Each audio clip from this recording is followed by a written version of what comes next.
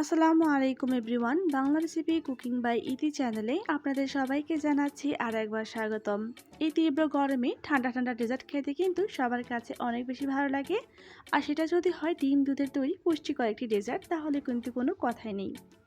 ডেজার্টটি তৈরি করার জন্য আমি এখানে নর্মাল টেম্পারেচারে থাকা 2টি ডিম নিয়েছি। ডিম যদি ফ্রিজে থাকে তাহলে 30 মিনিট আগে বের করে নেবেন। এবার এখানে চিমটি পরিমাণ লবণ দিয়ে দিচ্ছি, আর দিয়ে দিচ্ছি 5 থেকে 6 টেবিল চামচ পরিমাণ চিনি।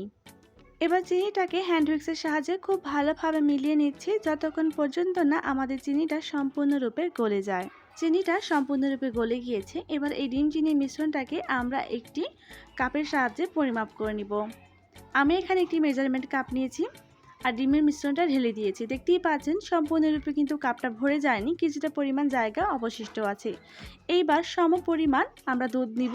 আমি এখানে ঠান্ডা তরল দুধ নিয়েছি। দুধটাকে আগে খুব ভালোভাবে জাল করে তারপর একদম ঠান্ডা করে নিয়েছি। আপনি চাইলে এখানে গুঁড়া দুধ ব্যবহার করতে পারেন, এক্ষেত্রে কিন্তু আগে থেকে দুধটা গুলিয়ে নিতে হবে। 1 চা চামচ পরিমাণ ভ্যানিলা এসেন্স ব্যবহার করেছি, এতে করে ডিমের গন্ধ থাকবে না আর ডেজার্টটা খেতে কিন্তু খুব বেশি ভালো লাগবে। এবার হ্যান্ড উইক্সের সাহায্যে খুব ভালোভাবে মিশিয়ে নিচ্ছি। মেশানোর পর কিন্তু আমাদের মিশ্রণের কালারটা কিন্তু এরকম চেঞ্জ হয়ে যাবে, যেহেতু এখানে চিনি আর ডিম দুধ একসাথে মিক্স করা আছে। এবার আমি এখানে একটি পুডিংয়ের বাটি নিয়েছি। এবার এখানে আমি কিছুটা পরিমাণ তেল ব্রাশ করে নিব, এতে করে ডেজার্টটা যখন আমরা মোল্ড আউট করব তখন খুব সুন্দরভাবে মোল্ড আউট হয়ে যাবে। এবার আমরা ছাঁকনির সাহায্যে খুব ভালোভাবে এই ডিম দুধের মিশ্রণটাকে ছেঁকে নিব, এতে করে এর ভিতরে কোনো ময়লা থাকলে তা ডেজার্টের গায়ে লেগে থাকবে না আর এটা খুবই স্মুথ হবে।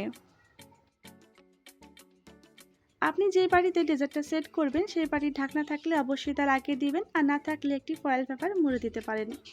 এবার কড়াইতে আমি পর্যাপ্ত পরিমাণ পানি গরম হতে বসিয়েছি, আর উপরে একটি কিন্তু আমি স্ট্যান্ড বসিয়ে দিয়েছি। খেয়াল রাখতে হবে পানিটা যেন স্ট্যান্ডের নিচেই থাকে, কোনোভাবেই যেন বাটির উপরে না আসে। এবার ঢাকনা দিয়ে ঢেকে এটাকে ঘড়ি ধরে 15 মিনিটের জন্য কুক করব। চুলার আঁচ মিডিয়াম টু লোতে রেখেই কিন্তু এই ডেজার্টটা তৈরি করতে হবে। 15 থেকে 20 মিনিট পর আমাদের ডেজার্টটা কিন্তু প্রায় অলমোস্ট তৈরি। দেখতেই পাচ্ছেন এই ঢাকনাটাও কিন্তু খুলে আসছে। এবার এটাকে সম্পূর্ণরূপে ঠান্ডা করে নিব, এরপর ফ্রিজে রেখে দিব 2-3 ঘন্টার জন্য। 2-3 ঘন্টা পর আমি এই ডেজার্টটাকে মোল্ড আউট করে নিচ্ছি আর এটাকে ঠান্ডা ঠান্ডা পরিবেশন করছি। এই তীব্র গরমে চাইলে আপনি এরকম মজাদার একটি ঠান্ডা ঠান্ডা ডেজার্ট আইটেম পরিবেশন করতে পারেন, পরিবারের সবার কাছে কিন্তু ভীষণ ভালো লাগবে। আশা করছি আজকের রেসিপি ভালো লেগেছে। রেসিপি ভালো লাগলে প্লিজ একটি লাইক করে দিবেন, আর এরকম সহজ সহজ রেসিপি পেতে আপনি আমার চ্যানেলটি সাবস্ক্রাইব করে রাখতে পারেন। আসসালামু আলাইকুম।